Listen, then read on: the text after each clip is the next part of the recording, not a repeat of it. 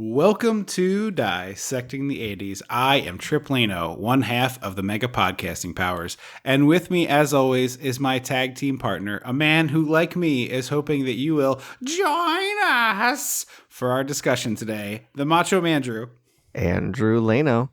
I don't have something clever to say. This movie is so like burned into my brain between all of my experience with it and doing the musical. It's just like indelibly burned into my brain.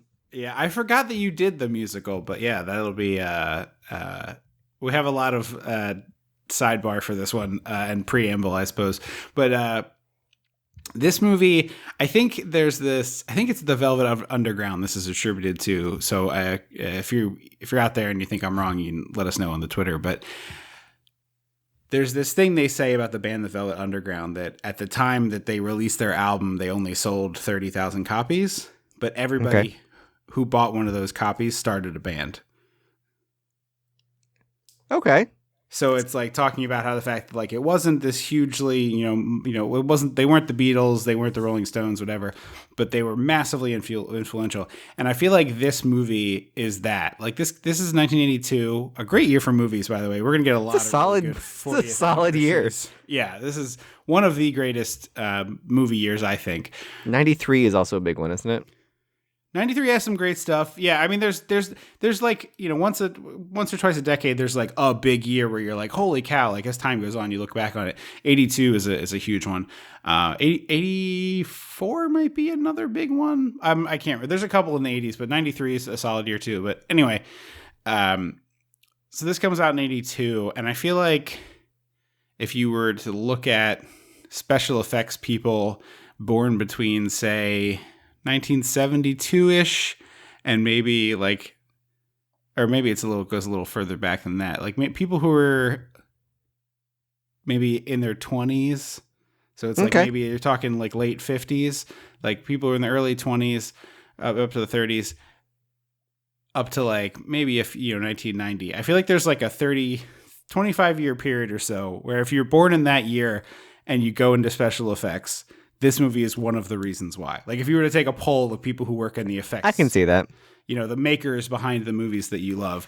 If you were to be like, so what were the movies that like made you want to do this? I feel like a ton of those people, makeup too. I feel like a ton of the people in that side of filmmaking. And obviously there's directors who love this movie too. I mean, we can talk about all this stuff later, but it just, in watching this, it's like, it has the great energy of a bunch of friends getting together and creating something. Mm-hmm. But every one of those friends is actually very talented. Like, I was going to say, but normally that attribution is like, it's not a great end result, but like this is a very solid end result. Right. Yeah, this is such a great movie. It's the epitome of the Robert Rodriguez philosophy of figure out what you have and figure out how to make a movie around those things. Is like, I got a car. I got a friend who can do this type of claymation work. We can do this type of special effect. Okay, so like how can we fit all those pieces in the movie? It's like, okay, well, we make a really small movie. We put it in a cabin and do those things. So this is, the first third of this is relatively speaking a remake of the first movie because there were some rights issues. And we can try to keep the general Evil Dead lore to a dull roar because I think both of us know all of this stuff. And I think you either already give a shit about that and know it, or you do not care about that at all, and us listing it all off would be a torture for you. So I think we need to intersperse it as we do it. But I'm going to say I'm going to try to be conscious of not going down every Evil Dead rabbit hole. The TLDR is just that they lost the rights to the first movie. So in order to tell a good sequel, they had to essentially remake it in 15 minutes so that they could then tell the story they wanted. Yeah, which I think is actually really pretty effective here because the reason why this movie works so strongly is. Wait, did you tell them what movie we were doing? Because I didn't. Okay, all right. Well, you're right. I got excited and I have a lot of things to say. So I do too. But we watched Evil Dead 2, and you know what that means. We gotta go back. We gotta go dissect the 80s. It's your meal replacement bar of a movie. Something like your meal replacement bar of a movie. When the mega powers explode. I'm talking about the 80s. Oh, yeah. Great Scott! cream of the crop. Oh, yeah. Mega powers, yeah! When this baby hits 88 miles per hour, you're gonna see some serious shit. It's a pretty good one. Thank you. Yeah, there is I'm no leaving all that filler. in, by the way, it's gonna be people are gonna be like hearing you remind me how to do the show. that we've Remind done you how for the 8 show years. happens. Yeah, it's like, hey, don't you do this like all the time? Didn't we just do this 4 days ago? Yeah. Yeah, this movie, like the best crab cakes, has no filler. Yeah, Like- exactly enough to hold it together. Like literally a teaspoon of breadcrumb Yes. in this whole movie. Because it's 85 minutes long. Like it's think it's under listed 90. I think it's listed as an hour and 24, and I think that's a little generous. Yeah, so like there's no room. I reckon, like if you like looking down to write a note, I would look back Yeah. up and be like, "Oh, we went that far. Oh shit, I had to like pause more often than I normally do because there's no padding." I took way less notes because that kept happening to me. Yeah. I was like, well, I'd rather just watch the movie. I have significantly fewer notes than Yeah. normal. Yeah, and it's like I mostly with this movie. This is one of a handful of ones that I feel like is a close friend. Like I just needed a good catch-up sesh. So it's like, you know, I want to make sure I get all the nuances. There's little pieces that I have forgotten that you always forget. But this is another. Like I was talking about this recently with another episode. It might have been Terminator about how I've been rewatching stuff less in the last 10 years, and this is one that was in that pile that I just hadn't watched. This particular one, I might have watched Army of Darkness more recently, but That makes sense. I have just like such a deep love and fondness for this series of movies, really. But it started for me with I was in a class in school and we were doing both Andrew and I were in this like. I don't know how to say this without bragging, but I guess it's somewhat necessary to the story because people will be like, why were you doing that in school? We were in this like smart kid thing. It was just called the gifted program. That sounds less. Well, the gifted program sounds way more ostentatious to me. Like, oh, we were gifted students. Whatever. Well, because to me, smart people implies that I was like, I got in more for creativity and cleverness than I did for smarts. Yeah, it was basically like they had this program in our elementary, middle schools that was like looking for kids who were bored all the time, not because like the material was too low for them, but because they just like wanted to do stuff. And so it was like they needed really, more really, stimulation. Yeah, it was like very much like, oh, you probably have ADD or ADHD and we don't know that. Like I've never taken the test and I don't believe in self-diagnosing, but I am like fairly confident that if they tested me, they'd be like, yeah, you're definitely like on this thing. Yeah. Just based on my own behaviors. I do have it. I'm medicated for it. Well, you have it and our brother has it. And it's like, I almost certainly have it. I just wasn't ever tested. So anyway, all that to say, this class that we both were in, there was like a lot of unusual things that were like still educational, but just unusual. And so at some point we were doing Shakespeare stuff. I think we ended up maybe doing them outside of class as well, but a lot of it was done in class. And somebody was trying to explain an idea they had for like a prop or a costume. And they brought in the DVD of Army of Darkness and they didn't watch the movie. They just like fast forwarded to a part and showed the teacher the thing they were thinking of to like get some help. And so I was in class and this movie, Army of Darkness, is sitting on the desk. And I pick it up and I'm looking at it. Do you remember what prop it was? I don't remember the reason. No. And that's what I've got is all I've got. It was something about medieval times, you know, it was catapult related. I have absolutely no recollection, but I remember picking the box up and looking at it and turning it over. And it was the cover where it almost looks like the Star Wars cover where Bruce is like kind of standing and the I can't remember. You got the thing in the air, the boomstick in the air. Yeah, and I can't remember the character's name, but the lady's kind of like at his leg, much like Leia in the Luke Skywalker poster. It's referencing. And I'm like flipping it over and I'm like, what is this thing? And then like I ask about it, and the teacher I think was like a little bit of a B movie person, like enough that she kind of knew what it was. Is this middle or elementary? It was middle, and I don't remember. I know you're going to ask, and I don't. No. I was like, if it was elementary, there was one teacher, but if it was middle, there was school. It was middle school.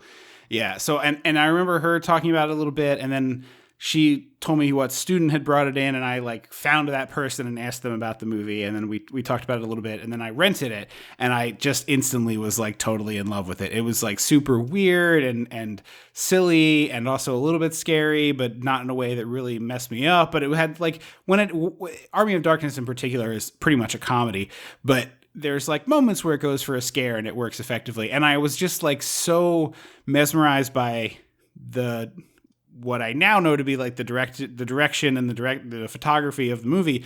But at the time was just like, this doesn't look like any movie I've ever seen before. Like they're doing stuff that's breaking the rules.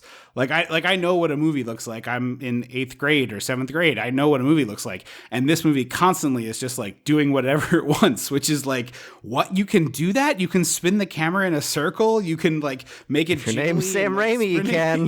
Yeah. And so I remember very excitedly showing it to you, which you were definitely probably too young to be watching it. Of course I was. In 8th grade. It definitely was a situation where mom's like, "Can Andrew, is this okay?" And I'm like, "Yeah, it's fine." And but it was like the very beginnings of, there were no boobs, so it was fine. Yeah, exactly. There's just a few scary monsters. But it was the very beginning of our relationship where I would like show you something and see if you liked it. And it was like, the trial and error of like, is it this? No. Is it that? Is it this? Is it that? Is it this?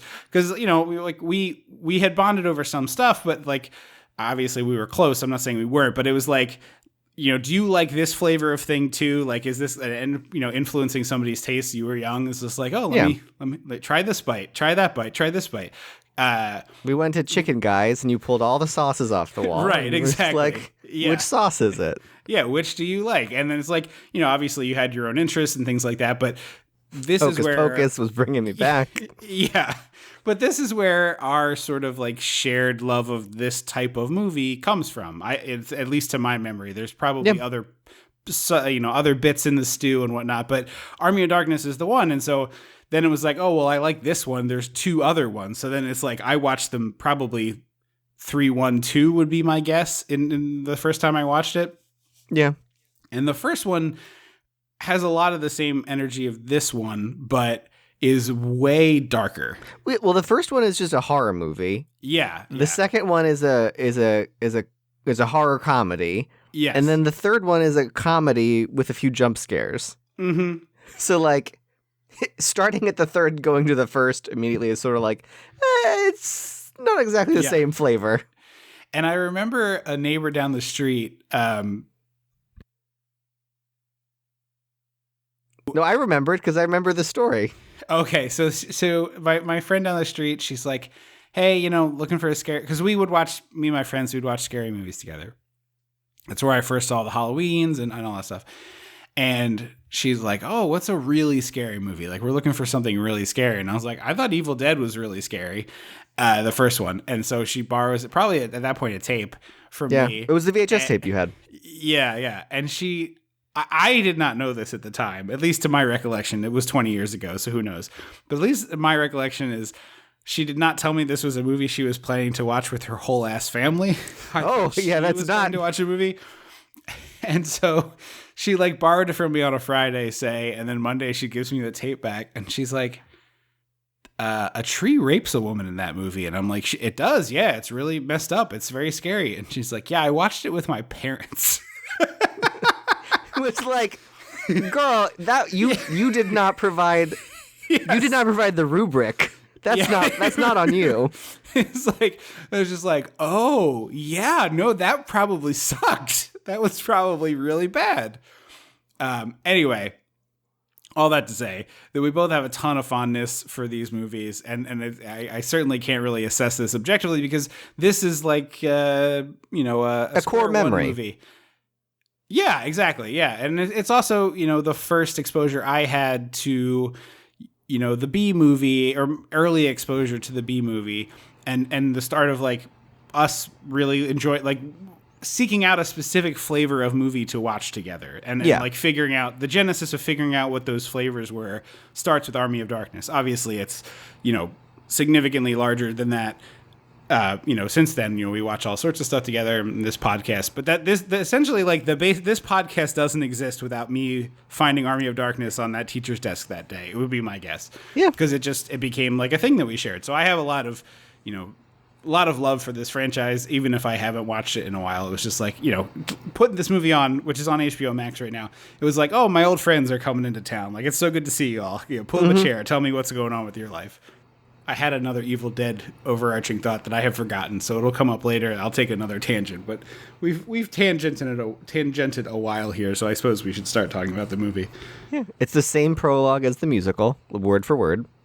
Oh, that's right. The musical was the part I was going to talk about. Yes. Go ahead. No, I've seen the musical twice. I forgot that you were in it, but you and I went together. I think we've told the story in the podcast before. I've seen it twice, performed it once. Okay.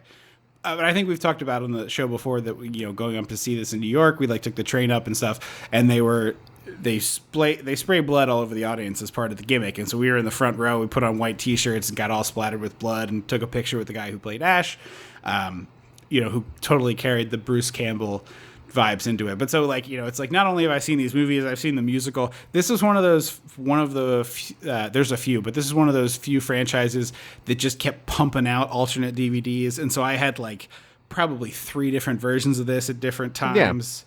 Yeah. At one point there was a DVD that only had the alternate ending of Army of Darkness, and then they had to put out the one with the different, and it's just I have so many copies of these. I have both Evil Dead and Evil Dead 2 on DVD in an edition that looks like the Necronomicon, which is the book that starts this out. Oh, right. I forgot about that one. Do you not have those?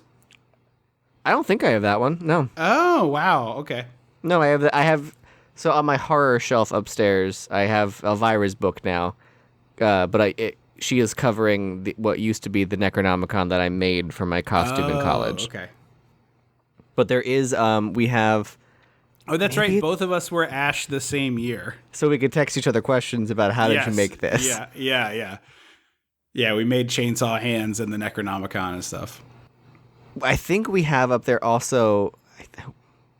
I want to say it's either a Betamax or a VHS tape of the first Evil Dead, Linda... with her hand. I think it's supposed to be Linda, hand up, reaching. It's probably my VHS copy. No, it's Jack's actually. Okay. He had a couple that were clearly purchased from a going out of business rental store. Oh, okay. So we get this claymation version of the Necronomicon, the Book of the Dead, bound in human flesh and inked in human blood. It's flipping through the pages, done in claymation. And we get a quick recap of what happened in the first movie, sort of, except that we're going to replay some of that stuff. So it's we get some of it. Because the first movie is Ash and his... Is it 5 people total? 4? It's 5 college students on their way to an old abandoned cabin in the woods. That's right. I should know that. I've heard this song enough times. So it's Ash and his girlfriend, and then his best friend and his girlfriend, and then Ash's sister, and then they unleash the demons. They all get murdered one by one, and Ash survives at the end. In this version, it's just Ash and his girlfriend going for a romantic weekend in the woods. It's not really clear how he knows about this cabin. There's no indication that he's paid for this cabin. No, I think so. It's one of those situations where I've watched the first Scary Movie enough times that watching Scream and I Know What You Did Last Summer, I get confused because I remember the spoofy thing. So sometimes it's right. I remember the musical so much that I'm is it in just the musical or is it also in one of the movies? Right. Where they talk about it's just some dead guy's cabin. Yes. But this is early on in the movie, you get exactly what's going on here. So we've got Bruce and his girlfriend. Is the bridge a miniature that they cross? That's what I wanted to talk about. There's a pointless miniature shot, which is there's no reason for it to be in the movie. I think it's so that they did it because they needed the later bridge scene of the destroyed bridge. You could have just filmed the car driving over a bridge. They just couldn't. There's no way it's not cheaper to just find a bridge and show the car drive over it, as opposed to making the miniature. I guess it matches a little better because it's. I think it's for matching purposes, because then you'd have to match whatever your miniature is to exactly what you shot. Yeah, but it's just, I mean, the fact that you had to ask whether it was a miniature is, indicative of how well done it is. But it's just, this is like immediately what I'm talking about, where it's like, oh man, that looks so cool. And the only reason it's in the movie is because it looks cool and it was fun to make. It's every prop, everything in this movie is like, well, that'll be fun to make and it looks cool. And that's the justification for this whole movie, which is, this is not a criticism, but it's like, that's why this movie, I think, is so influential among those circles of people, because that's just like the dream, right? Of like, you get a bunch of talented people together and just make the coolest shit you can make. Yeah. So they said, there's no filler. So like they're in the car, they have 4 lines of dialogue that are crucial to like let you know who they are, where they're going, and why they're going there. And then we just smash cut to them at the cabin, already unpacked and like enjoying themselves. Mm-hmm.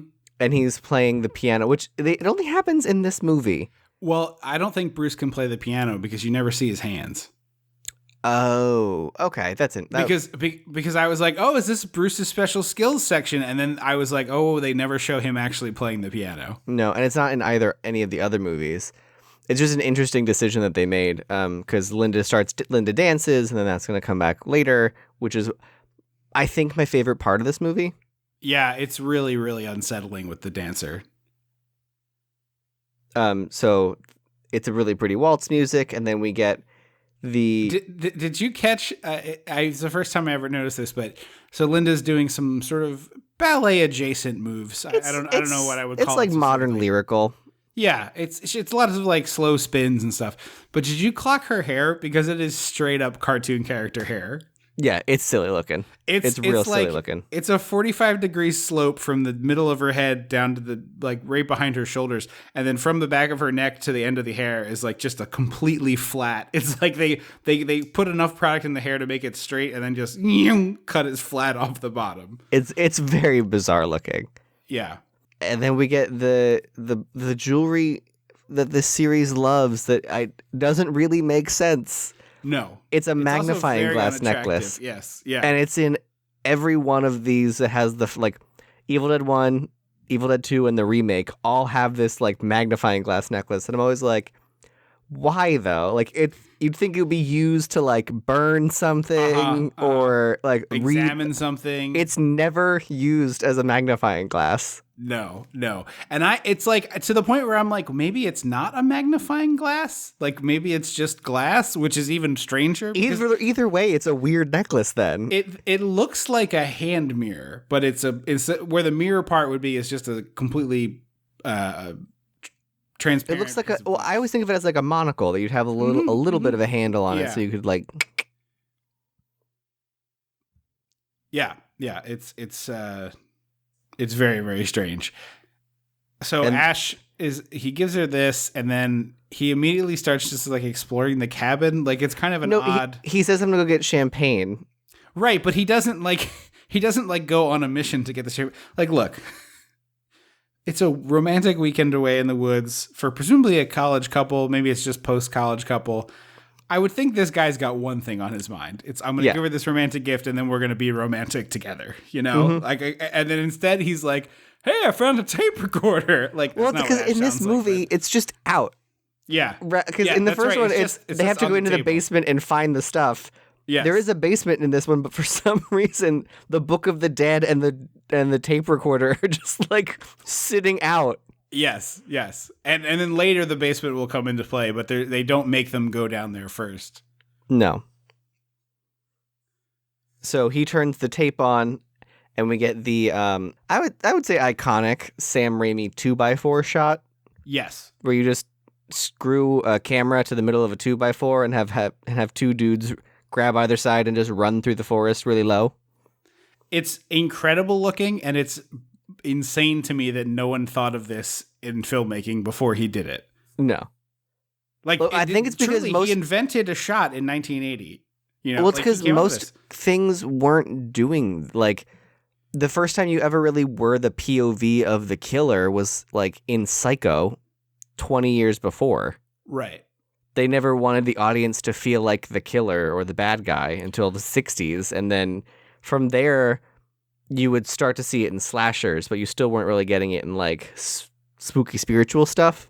Yeah. It's just really fascinating to me is like, I made the Velvet Underground reference, and not to keep making, music reference, but this is like a really punk rock movie. Like it's very DIY. Oh yeah. It's all, it's all, free spirited of like, hey, we'll do whatever the hell we want. Like there's no rules. It's just, we're having fun with the friends. But this is an early part of independent cinema as well. Like there are other, certainly it's not the first independent movie, but it's an early part of, independent movies in America. And independent movie, it's like much like beer, right? These sort of like, and punk rock music too, is like somebody comes up, kind of finds a way to have success outside the system. Eventually the system eats them and co-ops them, and they don't exist anymore. But it's like, the same thing with beer is like now Budweiser makes fancy, why aren't we making money off of this? Right.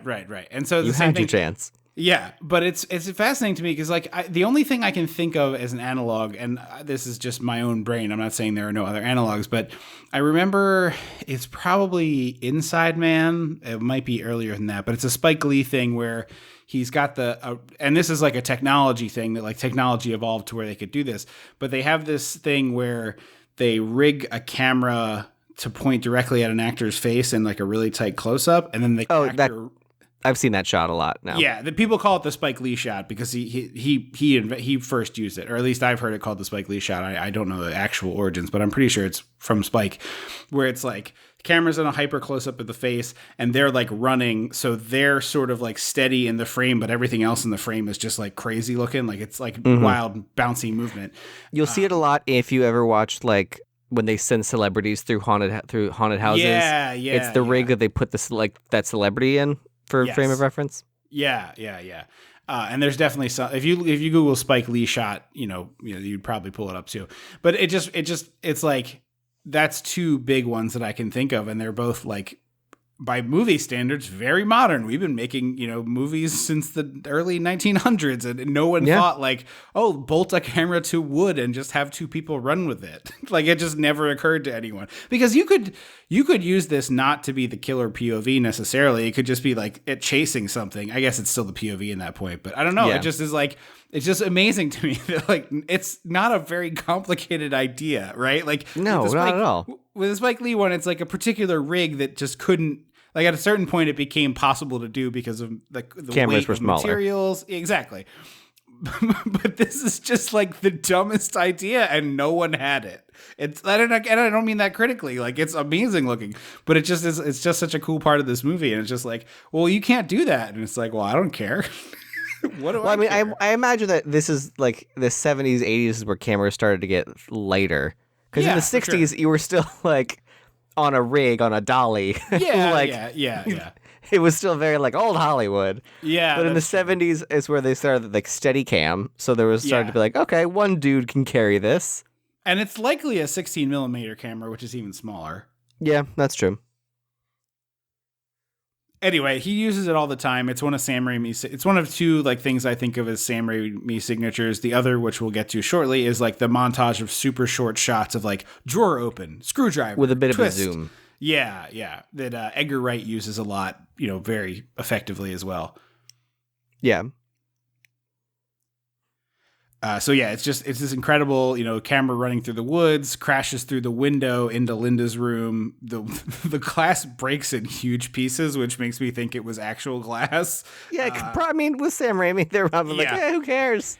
So I hope everybody was okay, but this actress definitely gets attacked somewhat by giant pieces of actual glass. And then she gets possessed, and she looks really Beetlejuice in her possession. She does look super Beetlejuicy, yeah. Like when he becomes the snake. Yes. There's an insane shot where Bruce picks up a shovel and whirls it with one hand and decapitates the dummy. The head goes rolling. And then he buries her because we have no time to waste.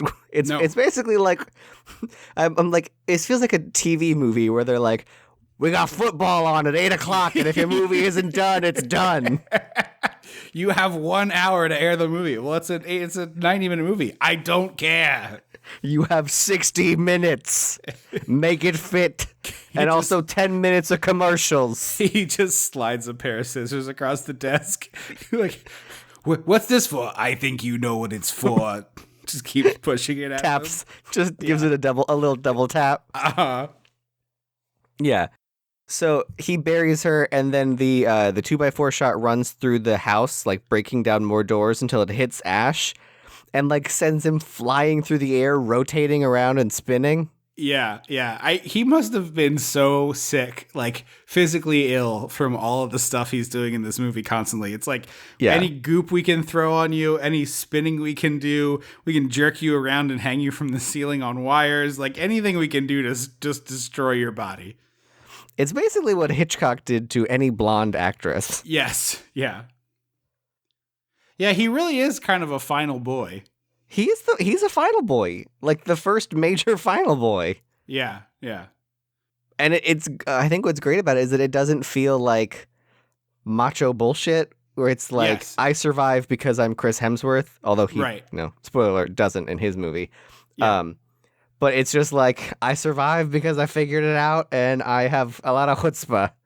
I mean, honestly, it's really more like I survived because the director wanted me to, because I've seen this movie, I don't even know, I couldn't 20 times, more than 20 times. I still don't understand how Bruce undemons. It doesn't make any goddamn sense. All. And that's why the musical makes fun of it, because it doesn't make any goddamn sense. Yeah, so he demons out here, and it's really gnarly, cool makeup. I think they made him put like these, if I remember correctly, really gnarly contacts in, because his eyeballs. All the Deadites in the first one and him had to, and they couldn't see. Yeah, they look like a piece of a ping pong ball, as if you took like Kermit the Frog's eye and just like stuck it in a human's eyeball. Yeah, they're not good. Really gnarly effects. He's like all messed up looking, but then he just like undemons. It's because I always thought it was weird that he demoned out right here. I was like, but why? Like, what happened? Yeah, the other one, at least, like, I can draw the line of like, oh, okay, like he saw the thing that connected his human side and he fought back. Like that one, at least I can go, okay, I can hand wave what you're doing. See, I think this one I think this one makes more sense than the second one. Oh, why does this one make more sense? Because the sun came out. Oh, so it's like a werewolf. The whole thing is that, like, they say dead by dawn, which always to me implied a time, like, if they don't get you, like the Sanderson sisters. Oh, I see. If they don't get you by dawn, then the sun comes out and they are banished. Yeah. Oh, so Deadites only come out at night. Okay, all right. I've never thought of it that way, but it is sound logic. That is sort of what I went with. And then that's why the second time I'm like, what the like, I thought it was sunlight. Yeah. Because in the musical, they say he's like, I saw my girlfriend's necklace and I'm fine now. And she goes, well, she was wearing the necklace and she's didn't turn out fine. So, like, why are you fine? Right. It's like, well, it's just because she was wearing it doesn't mean she saw it and remembered her humanity, you see. Yeah. The other part of this that's incredible is from an effect standpoint, is the scene where the like milky white eye rolls back to it's brown. Gross look. In the best way possible. It is gross looking. I mean, it's definitely not his real eye. It's that is a glass. They put a doll eye and they covered it in plastic and they injected it and then played it in reverse. Yeah, exactly. So many of the things in this movie that are fun is just like they ran the film in reverse. And it's just like, it's cool looking when you do it right. Like my favorite one is later when the fog retracts and it's so cool. But you can clearly see like there was two fog machines that they just like turned on max and then did a time lapse and then just like cut it back, and because you just see it erupt like a fog machine. Yeah, playing backwards is always a great trick, and it's a cheap trick. That's why they use it at the end of Carrie, because it's interesting looking. Yeah. He's magically back at the cabin. Yes, and then just saving a few minutes of walking through the woods. Yep. That is like my number one complaint in bullshit movies, where I'm like, I don't need to see, unless you're gonna tell me something or something's gonna happen. Right. I don't need to see people walking. Right. Right. Don't all these. That's the really like all these bad cheap movies that want to be like fun spend so much time with characters. It's like they don't get it. Is like just be 80 minutes long and all good stuff. You're like I don't need this that much movie. dialogue. Yeah, exactly. Or be Tremors, right? Like Tremors does not has Tremors one. short? Tremors is short, and it also has like only one sequence where characters like sit down and talk about something, and it's like they have a little heart to heart, and it's because there's a monster downstairs, and they're like, "Well, up here we're safe. Now what the hell are we gonna do?" And they have It's like the scene in Jaws, right, in the boat. Right. Yeah, we have a moment to breathe. Yes, the scene between the first attack and the second attack is where that goes, and nowhere else. Exactly. I don't need because people. There's a joke. People are like, people don't talk people in movie world don't talk on the phone like we do in the real world. And I'm like, yeah, because it's fucking boring to listen to. Right, like, right. If I have to hear you say hello, this is blank. Who is this? Or like, hey, blank. I saw you on the car. Like, I don't skip to the part where I need to know things. Right. Yeah. You don't want people in the movie to go to the bathroom as much as you go to the bathroom, and also like uneventful trips to the bathroom shouldn't be in movies. That's not a thing. Like if you go in there and a terrorist hits you with a toilet seat and you have a big fight, that's one thing. Or you hear someone make fun of your dead mother for being a slut and then get attacked by maybe not a killer. Right, exactly. What were you referencing? I'm pretty sure that's a scene in Eraser. Okay. I wasn't sure if that was the ice hockey movie the Jean-Claude Van Damme ice hockey movie again. It sounded like it. It does seem like it. No, there's definitely, if it's not Schwarzenegger, maybe it's a Tom Cruise movie. 100% I watched something, not that, or maybe one of the James Bonds. I've seen a fight in a bathroom. I don't remember what movie. Oh, you know what? No, it's a Mission Impossible because handsome Superman with his mustaches in it, looking like a Tom of Finland model.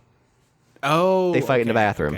Okay. I think there's an Arnold bathroom fight as well, but I don't remember. But there's also, I think, a pretty good bathroom fight in that Batista movie I keep talking about. That's a ripoff of the ice hockey movie you're talking about.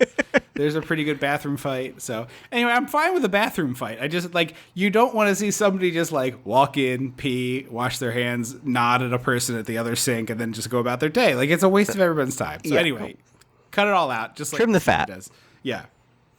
I don't remember what got us to the bathrooms. Because we were just you were talking about how like we don't watch Ash walk back to the cabin because it's just like that's he's irrelevant. magically there, and like it is part of the phone.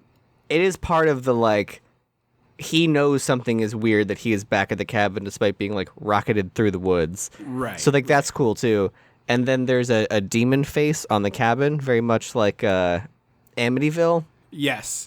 The lamp in Amityville. Ash or whatever your name is. Ash or whatever, Carol or whatever your name is.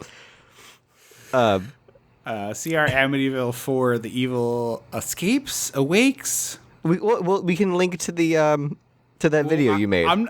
Oh yeah, that's right. Yeah, I can suppose that. Also, I told Andrew this on text, but there are now 3 more Amity films eligible for the podcast with our new expansion. Oh boy! Now with more incest.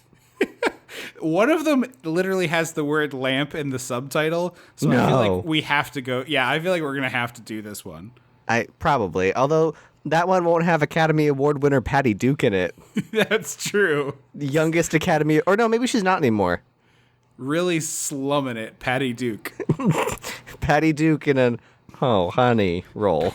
Patty Duke in a "I need this paycheck." Patty Duke and Mama's Gotta Pay Her Mortgage. Yeah. I got 3 kids and they all gotta eat. They all got college. 2 or 3. At least 2. In real life or in the movie? No, in real life. Isn't Patty Duke Sean Astin's mother? Is she? I just don't. So Patty Duke was Helen Keller in The Miracle Worker. Patty Duke has famous children. I'm pretty sure it's Sean Astin, but I'm not gonna look it up. Oh. So I refuse to look it up. Yeah, I'll look it up after the show because now I'm curious. So he sees the face and gets in the car and drives and speeds off towards the bridge, but unfortunately, the bridge is out. That's literally how I wrote it phonetically. Me in my too. Notes, by the way. I wrote it out phonetically. Yeah. And it's these great, like... We're going to have to figure out a backdoor way to do that movie. But it's 95. I know. It is no true lies. There's just literally no reason to do it whatsoever, but we're going to have to figure it out. It's going to have to be a leap year. Maybe. So... it's these great, like, very Tim Burton-y, the bridge kind of looks like fingers. I think there is a Nightmare that does that, too. A Nightmare on Elm Street that does that. The diving board, I think, turns into, like... Oh, it does have... I could see that being a Nightmare on Elm Street thing, for sure. I think it's a diving board in, like, the fifth one. Okay.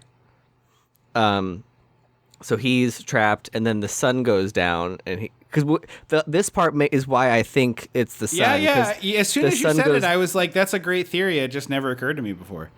It is hilarious that the sun just came up, like, I don't know, 6 minutes ago Yeah, in movie that's time. a very Not short even. day. Yeah. And all of a sudden it's gone. Yeah. And the demon comes out, and so he drives through, and he drives all the way back to the cabin.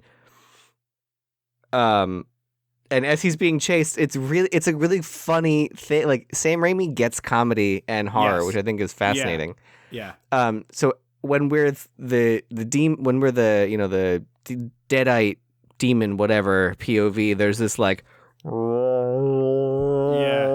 Yeah. and then as soon as we're following Ash, it's just silent. So it literally the sound of the movies are like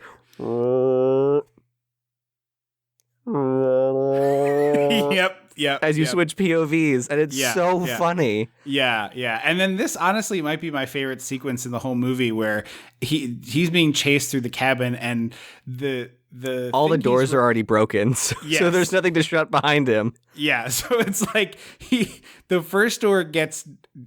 one door gets ejected off of its hinges, like flies forward. The fact that no one got hurt is genuinely shocking. Another door like busts in half, but he finally gets to one that can close, and he closes it, and then that's the one I think that gets ejected off the things. I think so, yeah.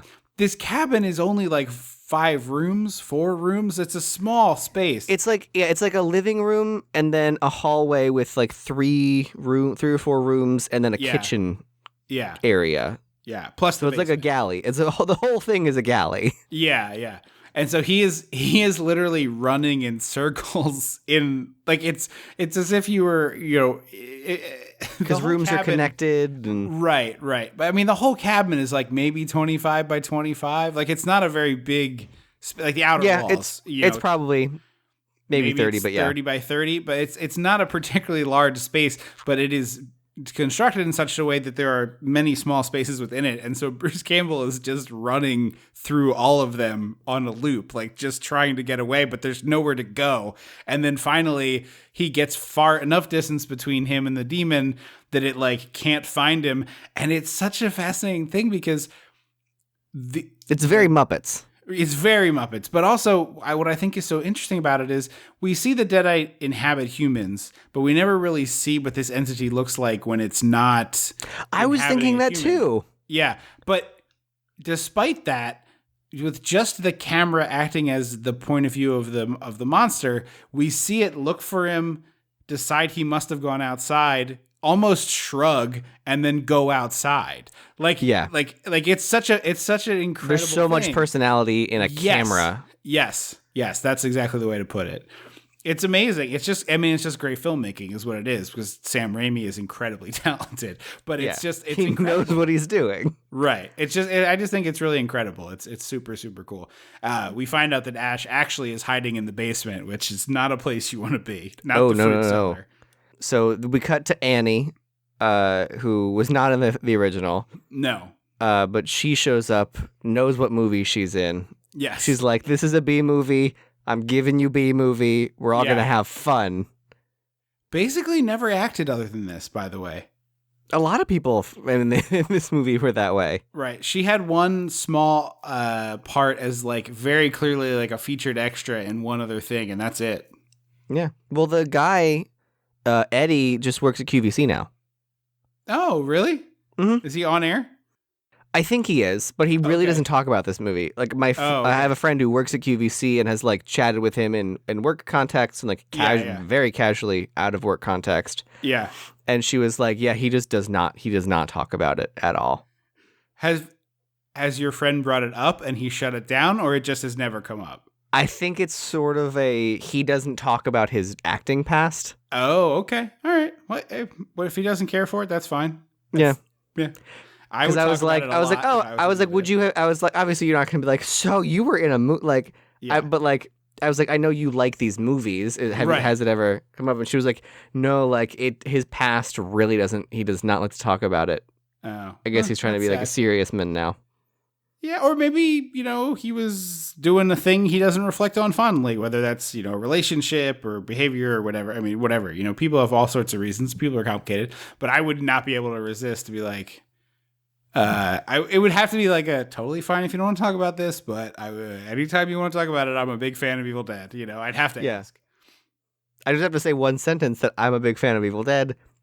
And that is the last sentence. That is the end of the sentence. Yeah, it doesn't have to go farther. That could be. I just want to let you know that I'm a big fan. Yeah. So he plays Eddie. Which one is Eddie? Eddie is the assistant. Evil Eddie. He's a bit part demon. Okay, not Jake. Not Jake. But Jake is the man from the woods. Is Jake's name Jake in this movie? Because I truly don't know because all of my notes say Jake. Okay, all right, because that's the problem. I think it is because the musical references Bobby Joe. Yes, that is for sure the same name in both this and the musical, and I assume that it's the same name. But I was like, does this guy not even get a name, and they just made up Jake for the musical? But anyway, we should be a little more clear for those who haven't seen this movie. Annie is the son of the professor. The daughter. Yep, that's right. Sorry. Talking about a bunch of men and then switched to a woman. Screwed that up royally. Annie is the daughter of Professor Knowlby, who is the person who was in this cabin. She is with her boyfriend, assistant. Okay, it's her boyfriend who also works for her. I think he is her dad's assistant. Okay, but she also works for her dad. And this is Eddie. And that's Eddie. They are trying to get to the cabin. They find the bridge out, and we're going to call him Jake, even though the movie may not. Jake is there putting up the signs to say, hey, the bridge is out. And he is done up in movie language as like the slack-jawed yokel idiot. He's got bad teeth. Yeah. He's wearing overalls. He might I'm shocked he has a shirt on under these overalls. It really, truly wild. And then he has a lady friend whose name is Bobby Joe. Who is not in the musical except by name. And that's only to say that, well, Bobby Joe really only served to get raped by the trees, and we already did that in the first act, so we didn't put her in this show. Actually, Bobby Joe doesn't get raped by a tree, which I think is a huge improvement. She gets attacked by a tree, but it doesn't actually... The first movie shows you way explicit, too much. Yes. I'm fine with it being implied that this tree... murdered her, and we don't really know what else. The first movie is explicitly a rape scene, and it sucks. Yes. I don't care for that scene. Well, the remake is even harder to watch with the I know, and I'm just like, this is not fundamental to the plot, guys. It was a bad, tasteless idea in 1981. How are you putting it in the remake in 2013? Yeah, it's one of the few times that I've seen like sex crime in a movie and not been like, ugh, get this out of here. I'm always like, well, that's just a thing. It's just part of Evil Dead. I don't love it. Like, I think but it is done in a way that makes me feel like it is not shot in a way to be like, isn't this cool? Yeah. Which I think is why my brain is not mad at it. Because the shot is nothing about it says like, isn't this fucking cool, bro? It's like, no, isn't this horrifying to look at? Yeah. The answer is yes. Yes, it is horrifying, to look at. Yeah, no, it's really bad. It's really bad. So if you're doing an Evil Dead movie, you need a magnifying glass necklace and a tree rape. Is the magnifying glass necklace in the remake? I haven't watched it. Yes, it is. It's made of wood. It's a wooden necklace. Yeah, but it's a fucking magnifying glass again. I own like a fancy version of that on Blu-ray, but I've only ever watched it the time I watched it with you in theaters. Oh, really? I've watched it a couple times. Actually, one of my first dates with my boyfriend, I had him come over. I was like, "Hey," because we were talking about Evil Dead, and he really likes fucked up horror movies. Like he's like Silence of the Lambs and he likes Rob Zombie and like that shit. Yeah. And I was like, "Well, this is the grossest thing that I know." So, do you want to come over and watch it? Yeah, this is a thing I've been talking about a lot lately, and I apologize if I did this on the podcast, but like my limit is movies like this. Like I like it when a head gets lopped off, but I don't want it to look like a real person had their head cut off, which is an important distinction for me. It's like it's fine if it looks silly, but I don't want to see a I don't want any realistic depiction of inside parts on the outside. My thing is, I don't want it to feel mean. Which, like, sounds stupid, I know, but, like, horror movies can either feel mean or they can feel fun. They really never feel like both. Yeah. And Rob Zombie movies always feel mean. I agree with your point there 100%, but I'm more talking about the fact that, like, what used to be the end shot of special effects in a movie is now just, like, regular. Like, this is a very, very, very mild spoiler for the show Yellow Jackets, but in the first episode of the first season of Yellow Jackets, a soccer player gets tackled, like slide tackled by another player, like there's foot-to-foot contact, and instead of being like, oh, my ankle's broken, she has a compound fracture.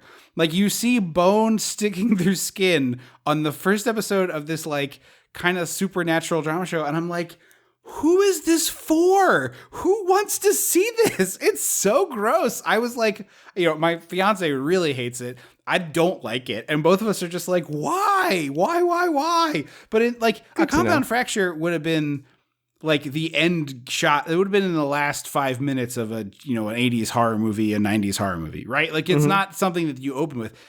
It's like 10 minutes into the first episode of Yellow Jackets, and there's I still need to watch that. You should. You'll love it. It is like I know so I will. Entirely your shit. I know I will. It's all ladies doing crazy things. It could not be more your shit. But yeah, it's just like, what really? Like really, you needed to show me a compound fracture in the first 15 minutes? I needed to see this girl's shin bone. That's part of what I needed to tell the story. Yeah. Yeah, I get that. But I think that's my distinction always ends up being like, does it feel mean? Like, no, is it like salacious, hostile Eli Roth bullshit? Yeah, where it's like, ooh, look at this torture. I'm like, no, I don't want to. No, I totally agree with what you're saying. I think that is a really great way to define the thing that I also don't care for. But I just frankly, I think Guillermo del Toro is the only one who. It doesn't feel mean and it doesn't feel fun. I don't know what it feels like, but my body doesn't always love it because like they're like the bottle smashing in Pan's Labyrinth into the face. Yeah. Like horrible. That is guttural, but I'm like, it still doesn't. It feels different than how I don't know how it feels, but I don't like it. Well, I think what that scene you described is a very talented person exactly picking a feeling and making you feel it. Yeah. Yeah, because like the new Halloween movies, they feel mean. It feels meaner than the original, and there is a full-on bag of soup in the second one that came out. Just the Halloween Kills. Is that what it's called? I hated that movie. It's so much. I hated it too, but like that particular scene, I was like, this is it's not like. We always joke about the bag of soup, and I'm always like, hey, I want to see it in the movie. But what I want to see is a shot from the top of a building of a person fall, and then there's a big blood splatter. Halloween Kills, a guy jumps off the roof, and then we watch his body hit the ground. Man. Yes. An innocent person with mental issues. Mental health, like severe mental health issues. Commit suicide, and then we watch his body hit the ground from like 4 feet away in close up, and I was just like, this is unbelievable. I literally saw it coming, and I turned to my fiance. I was like, you should close your eyes. This is like I could feel what they were. I was like, oh, I know exactly what they're gonna do, and it's gonna be incredibly disgusting. I hate it. Anyway, let's get back to this good movie. This is a very good movie. Yeah, deliciously fun player piano stuff. Super simple. Like player pianos are just a thing that exists, but we don't think this one is a player piano, and so when it's doing that, it's awesome. Mm-hmm. It's weird that like the modern equivalent of player piano are do you remember the ones the keyboards that would light up? To tell you where to push next. Yeah. Like I'm picturing like those scary scenes in old movies where the piano is like playing itself, but it's like the BJ's fleet of Casios with the light up keys. Yeah, and that would be a great setup for like a horror movie set in like a BJ's or whatever, like that kind of store. Yeah. And it's just like no, it's the entertainer. It's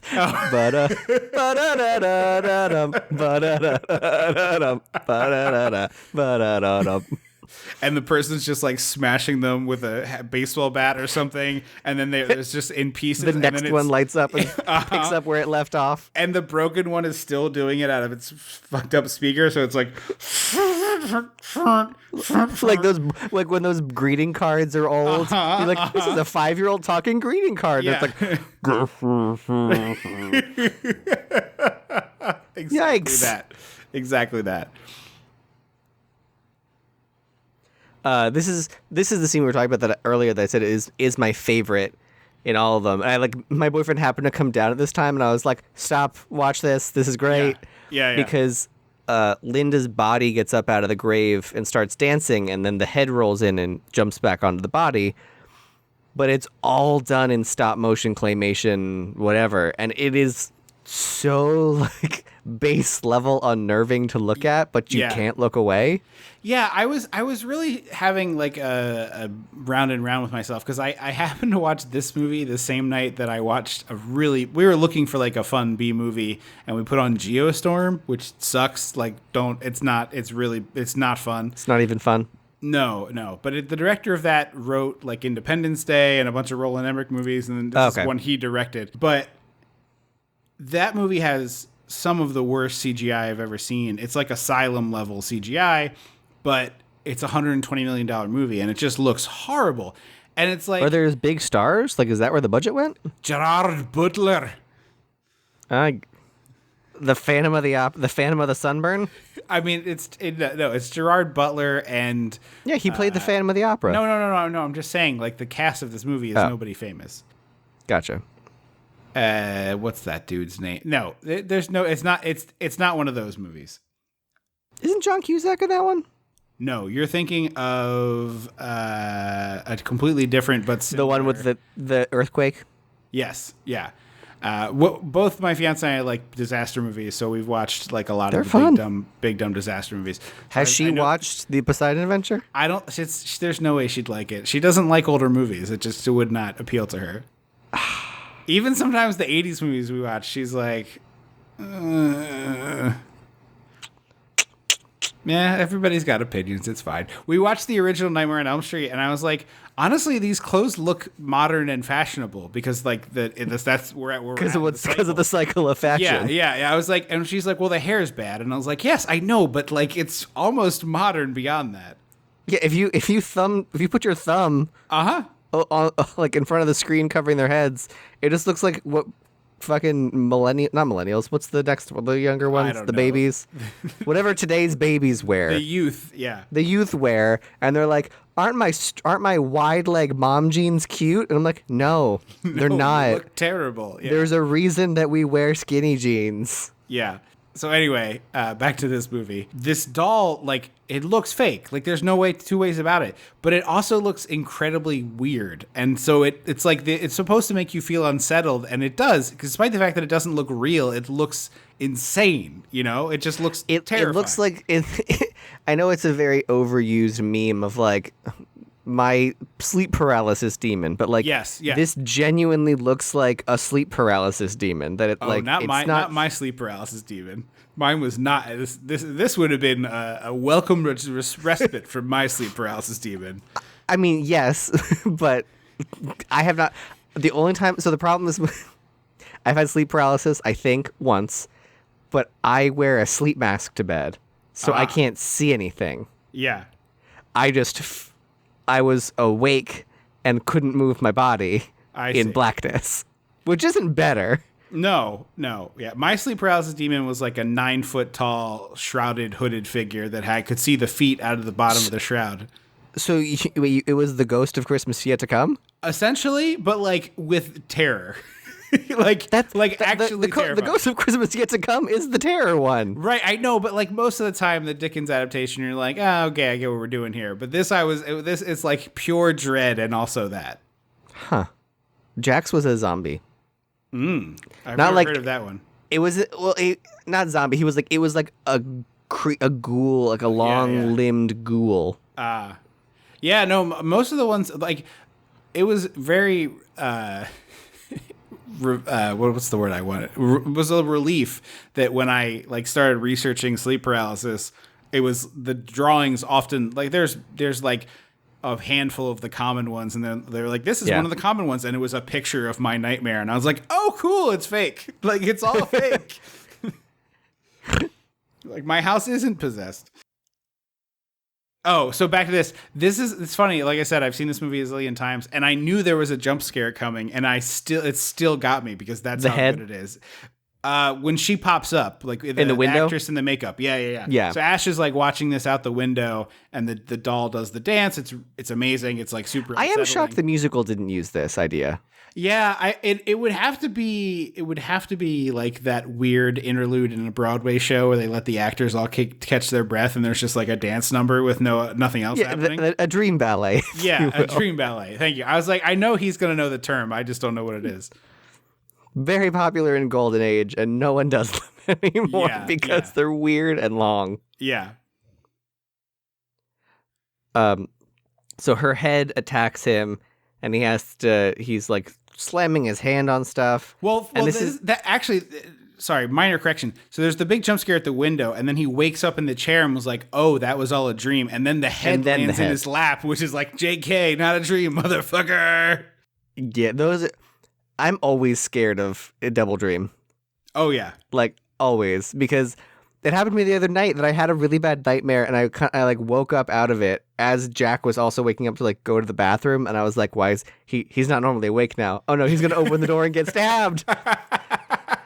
I've never had a double dream. I have never in my real life had a double dream, but because the movies. No, I get it. So prevalent, I literally like had to like make myself speak to be like, "Hey," and he was like, "What? I'm going to the bathroom." I was like, "Okay."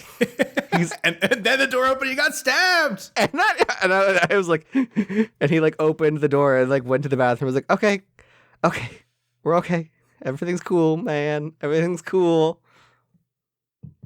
So this is where you get a taste of Bruce Campbell's physical comedy. Yes. Like, I think if he had been linked up with Mel Brooks, he might have had a little more work, and then that could have led to more things. Yeah. I mean, I think the thing of it is I love Bruce Campbell, but he is not that great of an actor.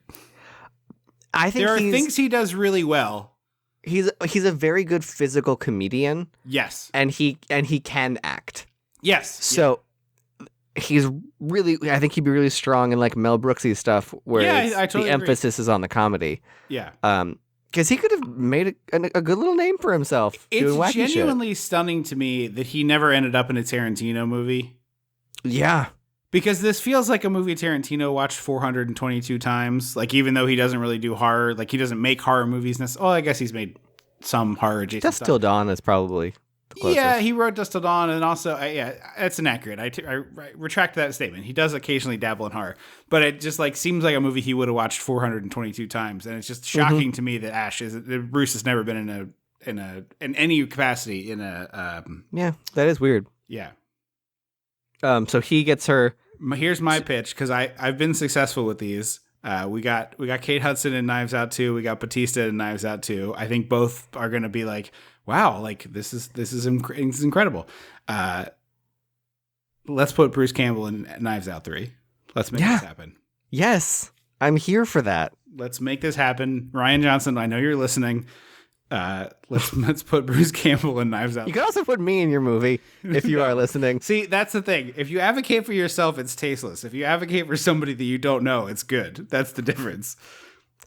Okay, I will also advocate for my professional career here. Yeah, I'm just saying. It's like I've always wanted to be in a movie with a ridiculous head wound, but I can't just like say that to Ryan Johnson. He's listening to this podcast for escapist entertainment. I simply saying I can be in your movie is not. I'm just saying. You know what I mean, right? It's like, there's a relationship.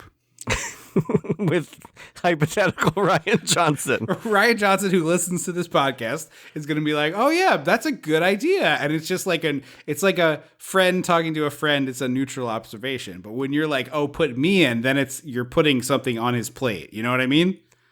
With how many the subtle difference? With how many fucking celebrities ended up being cast in Knives Out 2, I wouldn't be shocked if Knives Out 3 had him, because I remember there was like a week span of time where they were like, this person is announced for Knives Out 2. And every day was like 5 more actors. And I was like, how many people are in this fucking movie? He posted one like GIF of people getting on a boat. So I'm wondering if there's like a Death on the Nile vibe. Maybe. Oh, that'd be good. I would like that. But yeah, I really hope Kate Hudson does that exact "enough champagne to fill the Nile" and throws it overboard in a Gal Gadot accent. Yes, my very authentic Gal Gadot accent. I want her to do it just like that. So he puts he's got Linda's head on his hand. As you said, this is like a tour de force of a guy having a wrestling match with himself. No, I think this is the prelude. This is the taste test. This is the warm up where they're fair. Chatting with, he and his hand are talking to each other in front of the crowd in the middle of the ring right now. So there's an independent promotion that has 2 invisible wrestlers in it. One of them is Invisible Man. I love this. And the other one is Invisible Stan. And both Invisible Man and Invisible Stan have been in matches, and it's this. Have they wrestled each other? Let me build to the punchline to my joke, Sorry. please. Thank you. I'm sorry. So that they have had like Invisible Man come out for like a battle royal, and then like people, a bunch of people do this, but it's essentially people have a match with themselves. Like they throw themselves around, they do these things. And if you're a wrestler, have they rigged anything to break? Okay, can you let me get to the punchline of the joke, please? Jesus Christ. So this culminated in a match with Invisible Man versus Invisible Stan, where the referee put on special, I think it was like ski goggles, but it might have just been sunglasses that are like polarized, like orange and reflecty like that. And the referee is the only actual human being in this whole scenario. It's just a ring and this referee.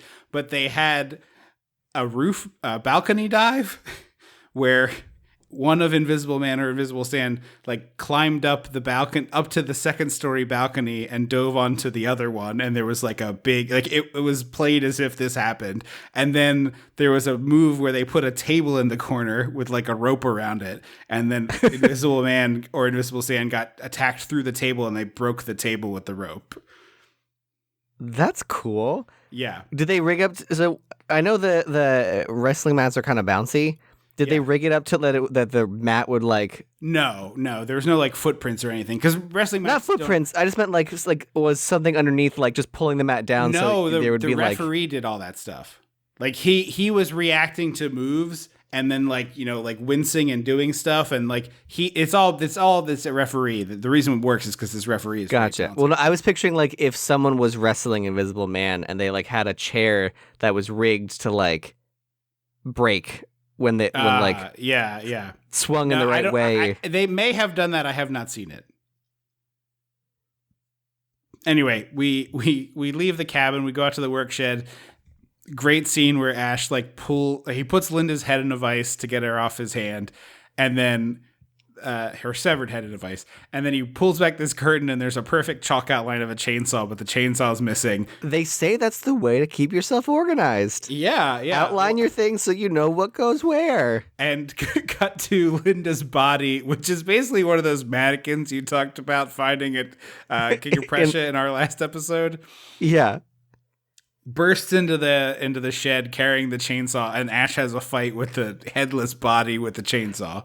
And like normally when Sam Raimi does these, it's like it looks like those shitty Headless Horseman costumes where the shoulders are 8 feet tall. Mm-hmm. But this is just like a spindly little like puppet they created. There very clearly is a person just below the frame, just like throwing a puppet at Bruce Campbell repeatedly. Yeah.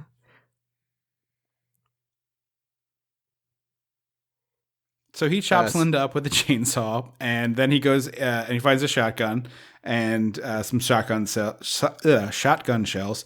And then this is another one of these incredible scenes where he has a fight with himself in the mirror. Yeah, it's so cool looking, this mirror scene.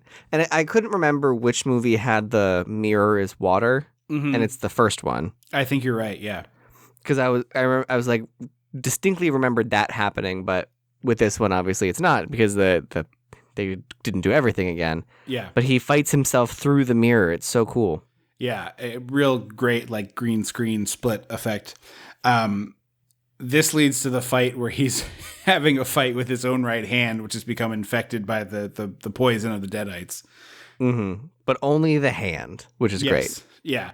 So he's like smashing plates over his own head. At one point, he does a great move where he like puts his hand behind his head and does a front flip or more of a tumble, I suppose. This is where it really is like, oh, he fucking gets physical comedy. Yeah, yeah. And is not afraid to go for it. He and Sam Raimi bonded over the fact that they both love the Three Stooges, and that's all the Three Stooges do is these tiny, types of physical gags. That's their whole thing.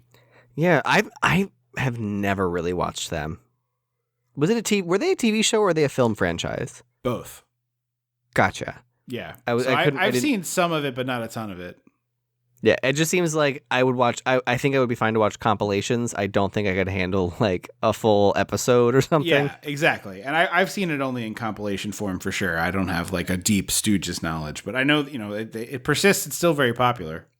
Yeah. So we cut away from him fighting his hand to good old reliable Jake and Bobby Joe meeting up with Annie and Eddie to take them through the woods. Great gag here where she's like, he asks for $500 and she's like, I'll give you $500 if you carry my bags. He checks the back seat. There's like a tiny little purse and a frame. And he's like, yeah, no problem. And oops, there's a steamer trunk you got to deal with. Carry this onto the Titanic. Yeah, exactly. It's a steamer trunk the size of a coffin. So this is where Bruce actually cuts his own hand off because this is great. The hand knocks him out. Yes. And then it's sort of, you kind of get the sense that the knuckles are eyes, and that's how it's seeing around, and it sees that there's a butcher cleaver, a cleaver, meat cleaver. That's the word. And so it starts dragging his body, and it looks so great because clearly he's just like scooching his little toes or whatever. Mm-hmm. Yeah. But it looks so good, and then he stabs his own hand and cuts it off with the chainsaw. And puts it under a bucket, under a pile of books that includes A Farewell to Arms, which I see what we're doing here. Yeah. I would have thrown it in the fire, personally. Yes. I mean, we know this, that you burn it till it's ash, mix the ash into some paint, and then paint a religious picture. Like I would have taken the knife, skewered hand, stabbed it into a log, and then set that log ablaze. Yes. So the hand is running through gets into a mouse hole, and he can't shoot it in time. And he finally does shoot it through the wall, and it drips blood out of a hole. Yes. And he gets up close to look at it, and we get blood geysers out of the wall. It's like 3 fire hoses spraying at Bruce Campbell simultaneously. I'm surprised he still has his hearing after PJ Souls and Carrie. I actually just found out that Bruce Willis is deaf in one ear from that scene in Die Hard where he shoots the guy from under the table. Is he really? Yeah, or mostly deaf in one ear from that. Apparently, Linda Hamilton, I don't know if she went permanently, but she damaged her hearing in the elevator scene in Terminator 2 because she forgot. Believe that, yeah. She forgot to put her earplugs back in. She took it out between takes and then forgot to put them back in, and then. Yeah. Yeah, if that was me, I would be screaming, stop, stop, stop, stop, as soon as the first one went off, Yeah, I don't know if you can do that in a James Cameron movie. Well, they were married at that point, right? Or in a relationship? I think the relationship was starting. Okay. I don't know if they were firmly together. Okay. I love the Looney Tunes mouse holes at this point. The hand gets loose and is running around, and there's Looney Tunes mouse holes, which is one of those things where like I was like way too old before I realized that that's not a thing. Like mice don't carve a hole; they just like squeeze through stuff because they're basically They have little fucking liquid bodies. yeah. They can compress down to the size of a quarter or whatever the crazy thing is, and so it's like these delightful like mouse cutouts. One of which has a mouse in it briefly, which is really funny, and then the hand gets caught in a mouse trap, which is also great. But it's also the classic, like, the walls of this house are 8 inches thick with no insulation at all. Right. Yeah, you got your classic hand in a wall situation. Classic hand in the wall. So the whole cabin gets possessed now. There's the evil moose with the deadite eyes. There's the evil lamp. All the books on the shelf are wiggling around. Just before this, that starts the laughter, though, is my worst nightmare, which is Bruce Campbell is just like, finally I can sit down, and he sits down in a chair and it breaks. Oh, yes, he does get a chair break. As a big guy, the absolute worst nightmare is like, sometimes I'll sit in a chair and it's a little wiggly, and I'm like, well, I'm going to figure out a way to not sit in this chair any longer than I have to. Uh-huh. So he hears a noise. That's what prompts all the laughing is Bruce falling out of this chair. The whole house, everything in the house, the lamp, the moose on the wall. So he hears a noise outside and shoots the door. And for some reason, I thought he killed Bobby. I forgot that Bobby Joe was the rape analog. Right. So I thought that he killed her because I was like, did they write her out of the movie? Like, did she get shot off screen and then never seen again? Yeah. Shot off screen would be a weird choice for this movie. It would. So this is the second time a jump scare got me in this movie because he shoots through the door and then the men, Jake and what's the other guy's name? Eddie. Or Ed. Okay. Come bursting through and tackle and fight Bruce Campbell. Because they think he killed Annie's parents. And That's right, I always loved this scene in the musical because the way the musical is structured is that Act 1 is Evil Dead and Act 2 is Evil Dead 2. And so intermission, right before it was Act 1 ends, all of his friends' bodies are strewn across the floor and he's killing Linda in the cabin. And then she's dead, he's covered in blood, and then Annie opens the door and says, "Daddy, I'm home." And he goes, "This isn't what it looks like." And then Act 2 opens with all of the bodies gone, except for Linda's. And he's like, it could be worse. There could be bodies all over the floor. The musical is very fun. If you like these at all and you get a chance to go see, I mean, who the hell knows if live theater is back where you are. But if it is and you have a chance to see it, it's very delightful. It often pops up around Halloween. So they throw Ash in the root cellar and then are like trying to figure out what to do. Annie starts playing the tape, and immediately hears her dad's voice being like, "I murdered my wife and buried her in the root cellar." Well, no, it's fruit cellar. Is it fruit cellar? Okay, I keep mixing that up. She also tells a silent room full of people to be quiet. Yes, which is my favorite stupid Sam Raimi bit of quiet. This is my father. No one was talking.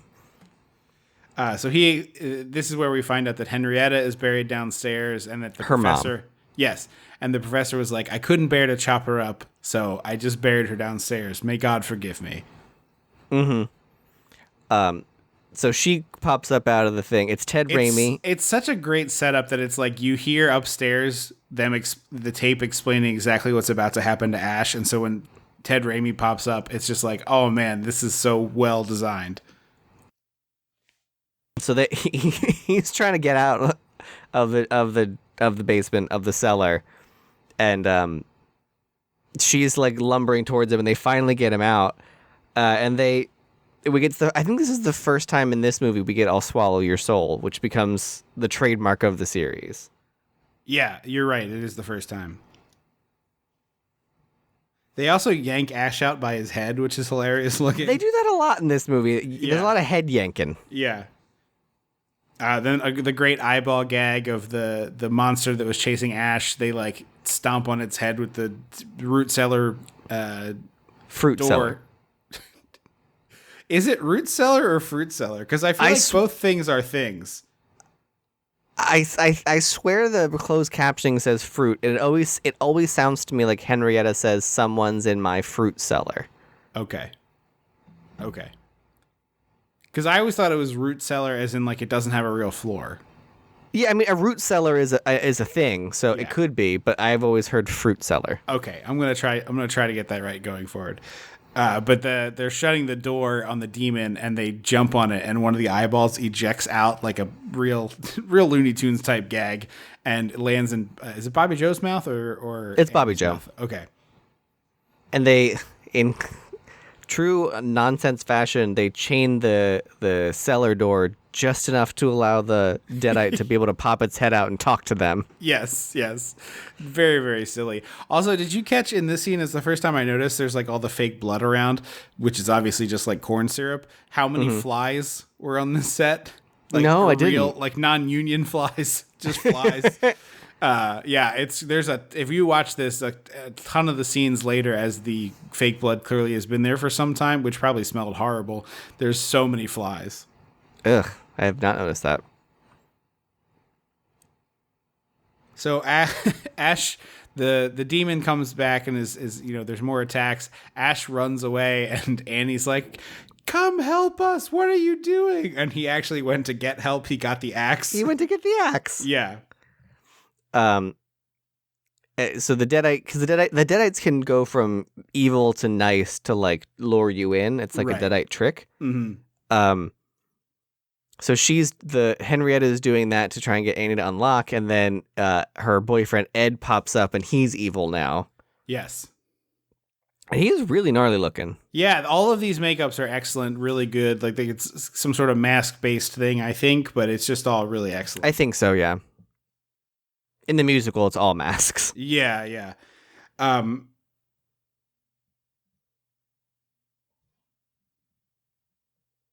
This murder of a Deadite ends up with green goo everywhere. There's lots of different colors. The first one was blood. black. Yeah. Now one's it's black. green. Yeah. Red, I guess, from the hand. So it doesn't. It's curious what blood you're gonna have when you're a Deadite. Yeah. And then the following scene is great because it's just like the combination of like some creaking and cracking noises and weird camera movements. But it's like it's so simple, but it's rarely as good as it is here. It's like the scene from Haunting of Hill House, Mm-hmm. both the original and the remake and the TV show. There's a scene where like the girls are in bed and they hear the sounds and they're just kind of like looking around at all the sounds. Yeah. It's just really well done. It's a lot of talent here. So Ash and Annie go and check the back room, and then this is where Professor Nolby appears as a Force ghost. Is this or doesn't? Yes, because then Bobby Joe leaves after this. Yeah, Right. But it's just his face. It's so weird. Yeah, That it's not like a full body apparition. Right. And then it's just his hand later. And it looks like Pazuzu. Like- Pazuzu? Isn't Pazuzu the demon in The Exorcist? Oh, I guess maybe. I don't. That name did not ring a bell for me, but I do know what you're talking about. It's also the name of the creature in Futurama that Professor Farnsworth has. Isn't Pazuzu like a little pet name for a little girl in some? Oh wait, is it Zuzu in It's a Wonderful Life? I don't know because I'm not. It's a Wonderful Life head. Ah, okay. It's what it is. Zuzu sounds right, but I couldn't girl's say for nickname certain. in It's a Wonderful Life is, if it's not Zuzu, it's very similar. And so when you said that, I was like, there's just like a bunch of loose wires doing sparks up there. Yeah. At the time of this, I'm not 35 yet, but when I will be when this comes out. And it's just like, as you get older, there's just more and more unconnected wires out there. And it's just like, sometimes you get two of them close enough to each other that they work. But right now it's just, Yeah, you learn that sometimes the wiring that you've put together isn't always great. Yeah. And so like all of the times in my 20s when I teased older people about forgetting things, I'm obviously very sorry, mom especially, where it's just like, oh, I get it now because I just have a bunch of loose wires up there. Yep. Because there's a scene in The Exorcist where it's like just a flash of Pazuzu's face. I know exactly what you were, when you said The Exorcist, I totally know what you're talking about. But the part that was tripping me up is I was like, Zuzu is the little girl from Pazuzu. Yeah, I was like, wait, isn't that little tiny girl? says every time a bell rings, an angel gets its wings.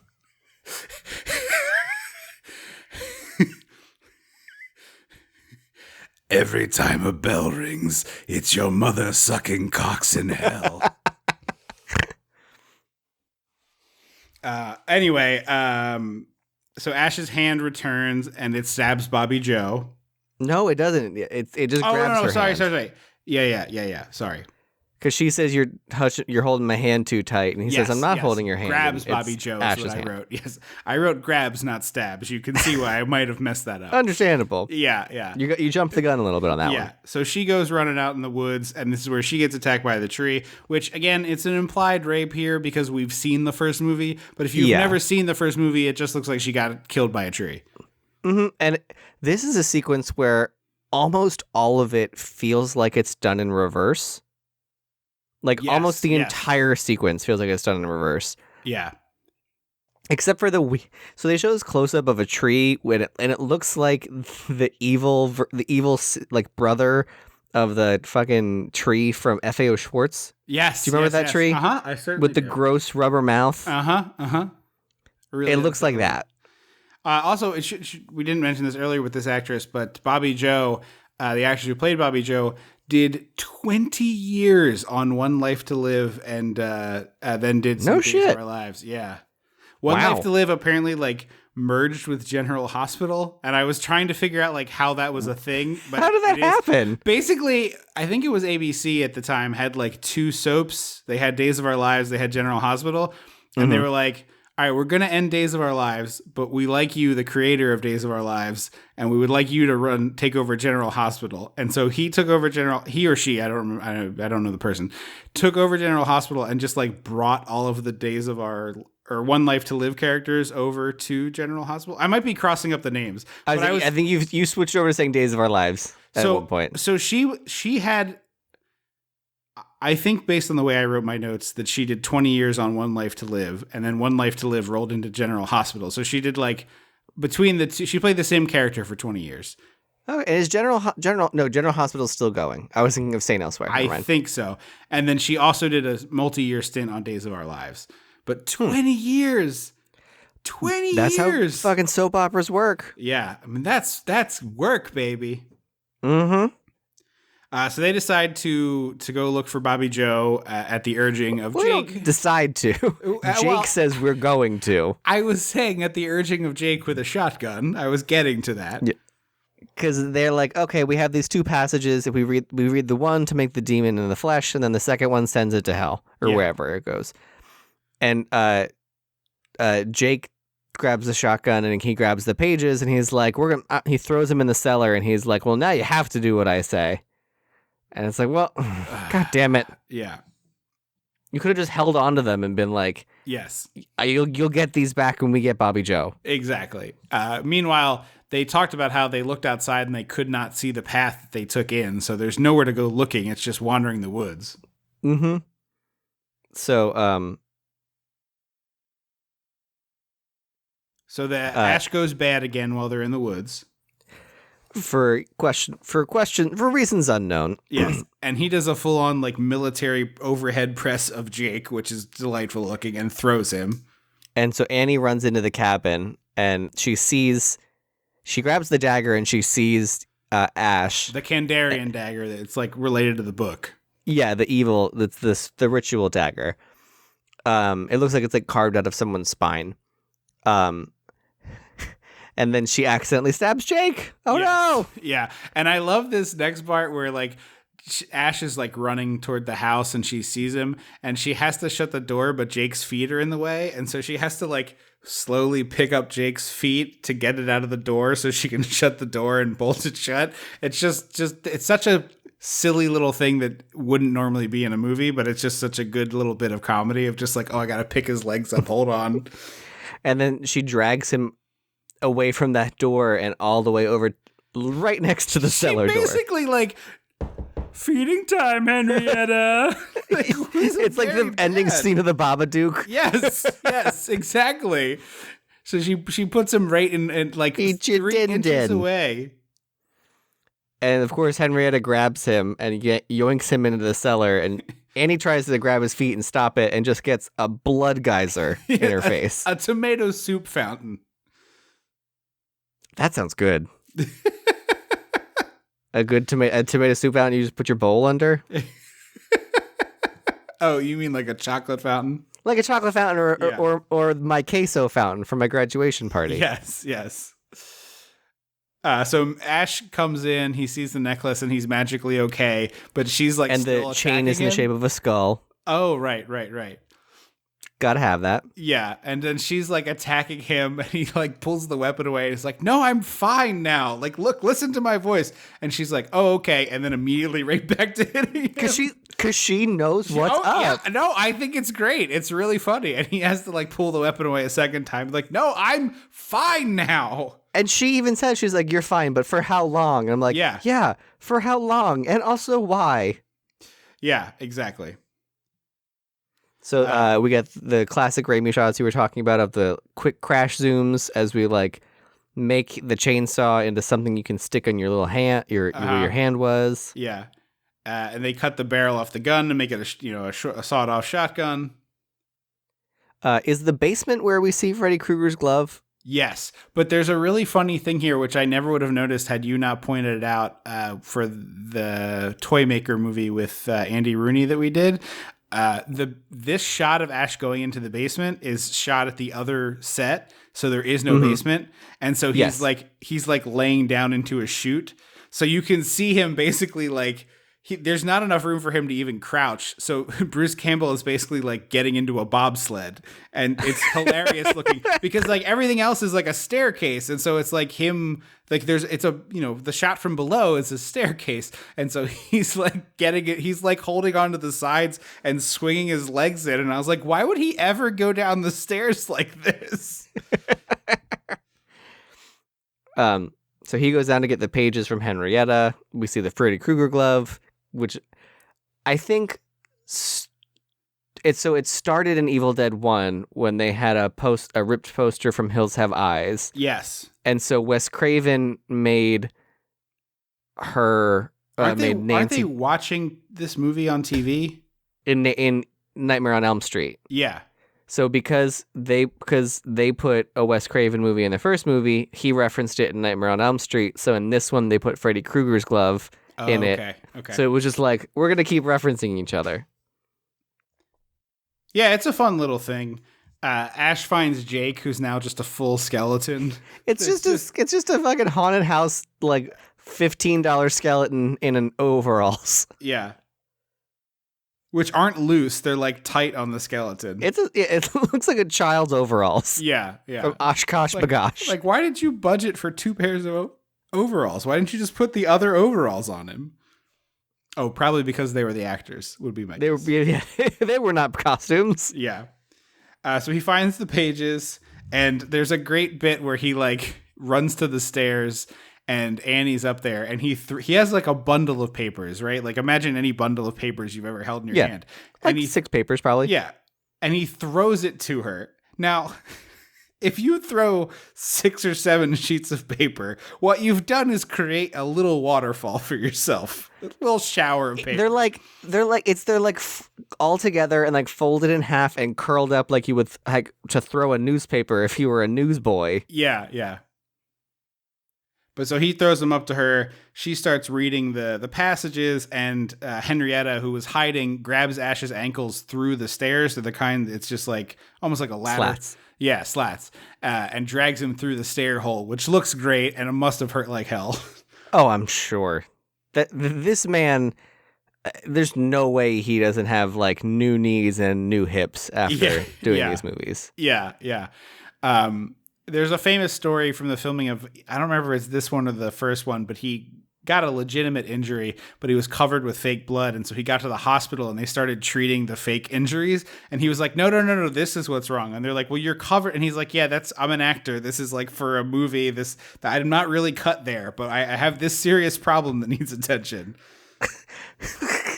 That's like me anytime I left doing a bloody show. Yeah. I had to go through a security, like a DUI checkpoint like that once. Oh, really? Yeah, it was not fun. Did you get out of the car? No, so so we all went out for a drink afterwards, and like I had like a gin and tonic. I was not drunk. Mm-hmm. I had a drink. And so we're driving home, and like 4 of us all kind of had to go on the same stretch of road for a while. Mm-hmm. And so I was the last. I was going to be the first car in the next chunk that were stopped. Okay. But the person in front of me was someone in the show with me. Okay. And he had been out with us, also had 1 drink and a bunch of nachos, like was not drunk. But I watched them pull him out of his car. And I was like, I texted everyone and I was like, guys, they just pulled him out of his car. And everyone's like, oh my God. And I was like, he wasn't, I was like, if they pulled him out of his car, I don't know what the fuck's going to happen to me. Yeah. And so they like took him over to the like car dealership where they were like keeping people or whatever. Yeah. And so I pull up my car and then I take my hands from 10 and 2 and I put them at the bottom of the wheel so he doesn't see blood-stained hands. Yeah. Just like a red spotty face. Yeah. And he was like, oh, and I was like, it's fake blood. I'm an actor in a musical. It's that we spray blood on the audience. Yeah. And so I'm covered in fake blood.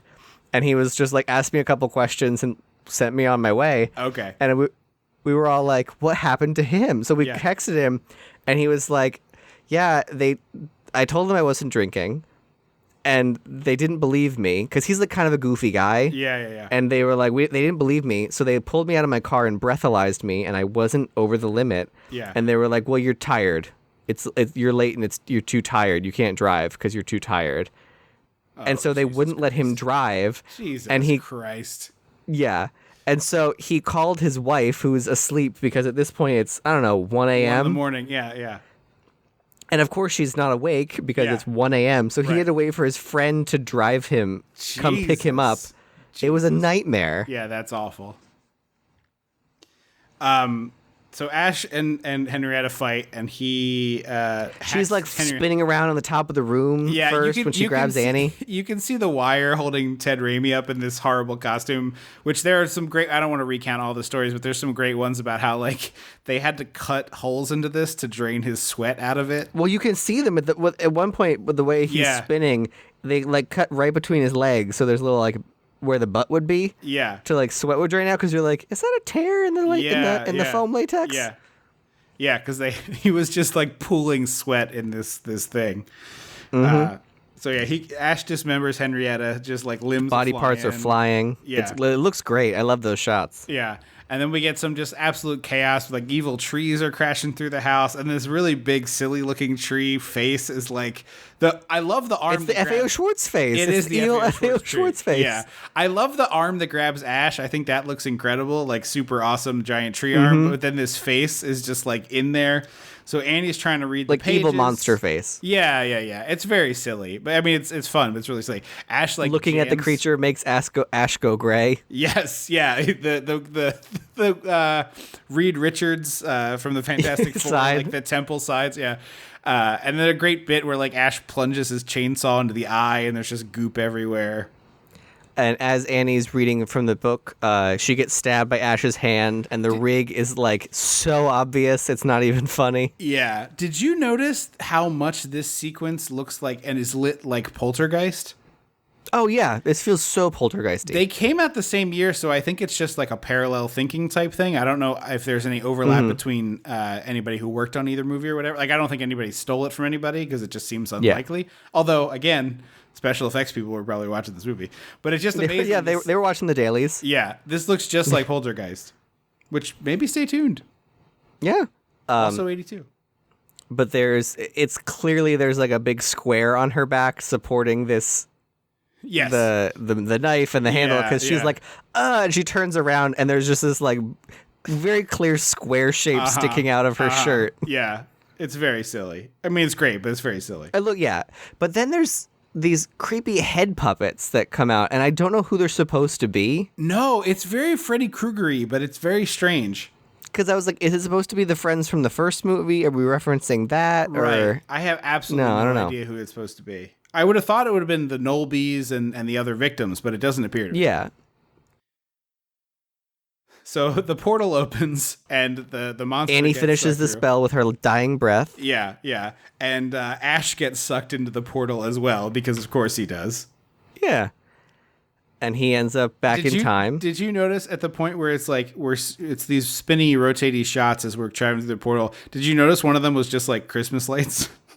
No, it's just like clearly a couple strands of Christmas lights like laid out in a weird pattern that they spun. They put it on a board. Cool. And spun I'll have to rewatch that scene. Yeah, they either put it on a board and spun the board, or they spun the camera. But it's very clearly just a bunch of colored Christmas lights.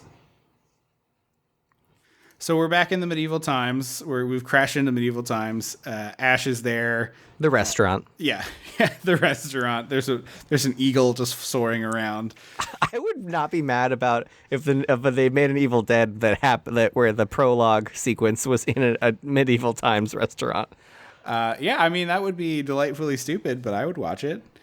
But yeah, then we get Ash. A Deadite comes flying in. They think Ash is a Deadite, but then another Deadite shows up, and Ash kills it. And Sam Raimi in a little cameo is like, "We worship the killer of the Deadites."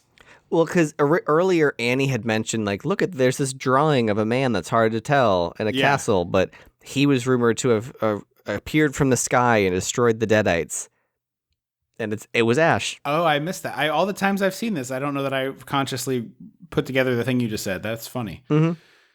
Yeah, so that leads us 11 years later to Army of Darkness, which, maybe one day down the road. Yeah, we'll see. But yeah, I mean, I love this movie. It's great. Yeah, it's a delightful There's no movie. fat. No. There's no fat in this movie. Yeah. I think it has like a few genuinely scary things in it. The entertainment value for me is off the charts. If you like this kind of like DIY ethos, punk rocky thing, yeah, it's kind of like blood and gutsy, I guess, but it's 1982 independent movie. It feels so it's very not fun. Yeah. Yeah. It also it doesn't seem real. Like it's very unreal. Yeah. It's a lot of corn syrup and red food coloring. So it's easy to handle. Or green food coloring. Yeah, exactly. But it's like the problem I have with modern stuff is like it looks like actual human livers because we have really detailed photos of those and we could reproduce them. But like I don't need to see that. Yeah. But I love this movie. I mean, this movie has a very special place in my heart, and I also think it's great. So it's there probably is no podcast without these movies. So if you like this podcast, maybe you should go. If you want to see the origins, you should see it. It's basically that, and the fact that one of the times I babysat you, I made you watch Night of the Living Dead because I was too afraid to watch it by myself. So we watched it in full daylight when you were definitely too young to be watching. A very snowy afternoon. Yeah. You were definitely too young to be watching Night of the Living Dead. But yeah, years and years later, we have a dumb podcast. So, it all works out. Thank you so much for listening to the show. You can find us on social media. We're at Dissect the 80s on Twitter, and we'd love to hear from you there. We have a Facebook page as well. We have a really cool Patreon with lots and lots and lots of bonus content, around 20 hours worth. Coming up in March will be, actually this month is March, there will be a bonus episode on E.T., so if you have an interest in that, keep an eye out. Go check out the patreon.com/dissecting the 80s. There's a $5 tier with a ton of bonus stuff, and a $2 tier that gets you some bonus content as well as our monthly newsletter. So go check it out. And frankly, if there's something you want to see there that's not there that maybe might get you interested, hit us up. Dissect the 80s on Twitter. Tell me what you want to see. We got stickers that way because one of our Patreon folks was like, hey, how come we don't have stickers? And I was like, I don't know. We'll do stickers. So if you want to be the change you want to see in the world. And don't forget to review the show if you haven't done that. So please go do that. We'll be back in 2 weeks with what I think is this is not a bit, not a joke, a genuinely sassy sister film. A wonderful companion piece to this. Not a bit. Actually, I think these two movies are a great double feature.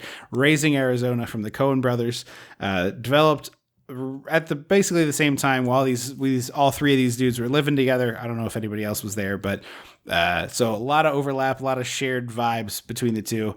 Really excited to dig into that. You've never seen it before, but I have. I have not. It'll be fun to talk about. So we'll be back in 2 weeks for that. Thank you so much for listening. I have been Trip Lano. I will always be Andrew Lano. Until next time. Don't you forget about me.